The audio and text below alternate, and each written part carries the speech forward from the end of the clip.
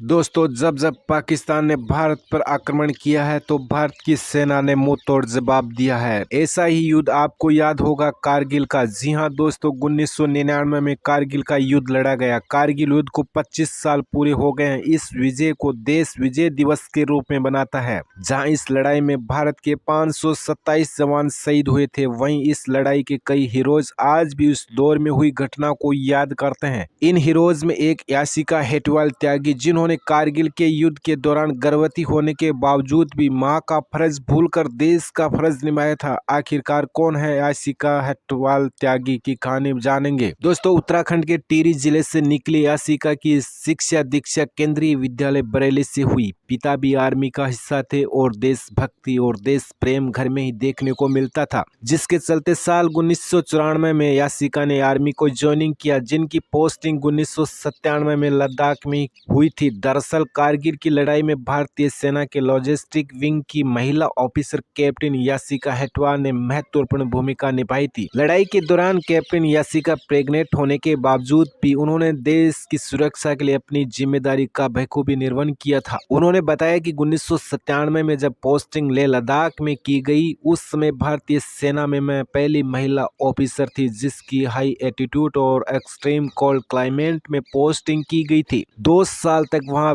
पर तैनाती के दौरान ऐसे विपरीत मौसम में किस तरह से फौज काम करती है, इसके बारे में बहुत कुछ सीखने को मिला। जब 1999 में कारगिल की जंग छिड़ी, तब ट्रेनिंग उसके काम आई थी। हाई एल्टीट्यूड लॉजिस्टिक का काम बहुत ही अलग तरीके से होता है। वहां जब 2-4 महीने के लिए सड़कें खुलती है, उस दौरान साल भर के लिए जरूरी सामान को लाना पड़ता है। जब कारगिल की जंग छिड़ी तो पाकिस्तानियों ने हमारे सड़कों पर अपने बंकर बना लिए थे ताकि वो हमारी लॉजिस्टिक सप्लाई को तोड़ सके। ऐसे समय में भारतीय सेना वहां जुट रही थी और पाकिस्तानी सड़कों पर गोले बरसा रहे थे। ऐसे में लॉजिस्टिक बनाए रखना एक बड़ा चैलेंज था। 15 से 18 हजार फीट की ऊंचाई पर लड़ी जा रही थी लड़ाई। यासिका हेटवाल ने बताया कि कारगिल की लड़ाई 15 से 18 हजार फीट की ऊंचाई पर लड़ी जा रही थी। वहां पर तापमान 0 डिग्री सेल्सियस से भी कम था। ऐसे मौसम में आपको ऑक्सीजन नहीं मिलता, सांस लेने में दिक्कत होती है। दुश्मन के साथ लड़ने से पहले हमें मौसम से लड़ना पड़ता है। ऐसे समय में हमें सैनिकों को ठंड से लड़ने के लिए भी तैयार किया जाता है, लेकिन हमारी भारतीय सेना बहुत ही प्रोफेशनल और वेल ट्रेंड आर्मी है। हमारे सैनिकों का मनोबल भी बहुत ऊंचा है। 3 महीने का गर्भ में था बच्चा। वहीं यासिका न्यूज 18 को जानकारी देते हुए यासिका ने बताया, उस समय में प्रेग्नेंट थी, लेकिन प्रेगनेंसी में कोई मेडिकल कंडीशन नहीं होती है। वहाँ हाई एल्टीट्यूड था, सांस लेने में कठिनाई थी और पेट में बच्चा था। उचित खाना नहीं मिल रहा था, कुछ